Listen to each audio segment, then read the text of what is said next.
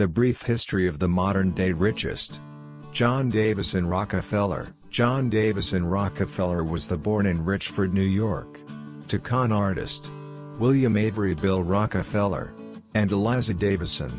When he was a boy, his family moved to Moravia, New York, and to Owego, New York, in 1851, where he attended Owego Academy. In 1853, his family moved to Strongsville, Ohio, and he attended Cleveland Central High School, the first high school in Cleveland and the first free public high school west of the Alleghenies. Then he took a 10-week business course at Folsom's Commercial College, where he studied bookkeeping. He was a well-behaved, serious, and studious boy despite his father's absences and frequent family moves. His contemporaries described him as reserved, earnest, religious, methodical, and discreet. He was an excellent debater and expressed himself precisely. He also had a deep love of music and dreamed of it as a possible career. In 1855, when Rockefeller was 16, he got his first job as an assistant bookkeeper, working for a small produced commission firm in Cleveland. He worked long hours and delighted. He was particularly adept at calculating transportation costs, which served him well later in his career. In 1859, Rockefeller went into the produce commission business with a partner, Maurice B. Clark, and they raised $4,000 in capital. Rockefeller went steadily ahead in business from there, making money each year of his career. In their first and second years of business, Clark and Rockefeller netted $4,400 and $17,000 worth of profit, respectively. In 1864, Rockefeller married Laura Celestia Spellman. They had 4 daughters and 1 son together. He said later, "Her judgment was always better than mine. Without her keen advice, I would be a poor man." In 1865, Rockefeller bought out the Clark brothers for $72,000 and $500,000 at auction, and established the firm of Rockefeller and Andrews. Rockefeller said, "It was the day that determined my career." He was well positioned to take advantage of post-war prosperity and the great expansion westward fostered by the growth of railroads and an oil-fueled economy.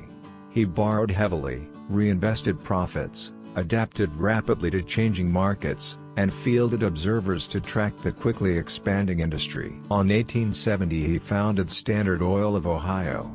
Continuing to apply his work ethic and efficiency, Rockefeller quickly expanded the company to be the most profitable refiner in Ohio. Likewise, it became one of the largest shippers of oil and kerosene in the country. In 1872 he bought 22 out of 26 Cleveland oil refining companies. Standard Oil was growing rapidly.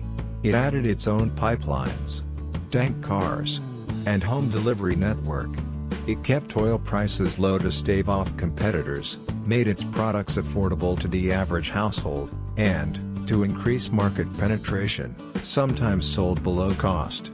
It developed over 300 oil-based products from tar, to paint, to petroleum jelly, to chewing gum. By the end of the 1870s, Standard Oil was refining over 90% of the oil in the United States. By that time Rockefeller had already become a millionaire.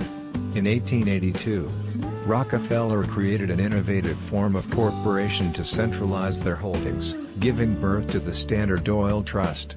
The trust was a corporation of corporations, and the entity's size and wealth drew much attention. 9 trustees, including Rockefeller, ran the 41 companies in the trust. The company's vast American empire included 20,000 oil wells, 4,000 miles of pipeline, 5,000 tank cars, and over 100,000 employees. In 1911 the Supreme Court of the United States ruled against Standard Oil for violation of federal laws, and it was broken up into 34 separate entities. It included the today's popular and high-revenue companies, such as ExxonMobil, Chevron and many others. That split worked in his favor as the shares of his companies tripled in value, and he became the country's first billionaire. His peak net worth was estimated at US $415 billion according to 2019. Rockefeller spent much of the last 40 years of his life doing philanthropy work. He funded the research for medicine and education. And he founded University of Chicago, Rockefeller University, and Central Philippines University. John D. Rockefeller died of arteriosclerosis on May 23, 1937, at his home in Florida. He was buried in Lakeview Cemetery in Cleveland.